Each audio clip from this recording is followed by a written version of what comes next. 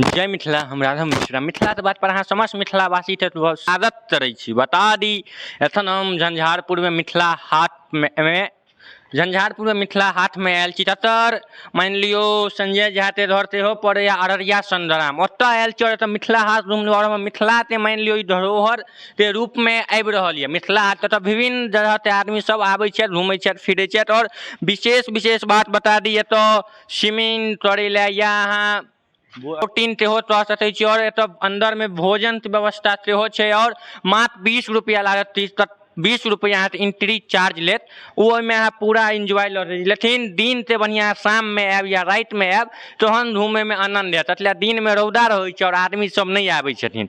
राति में और घूमू फिरू और विशेष क्लिप सब हम वीडियो में सेहो अहाँ देखायब। तेहन मिथिला हाट छै और रौदा छै, ओहि दुआरे पूरा जा वीडियो नहीं बना रहल छी। एतऽ छाँव में आयल छी, ओतहिए वीडियो बनेलहुँ ने।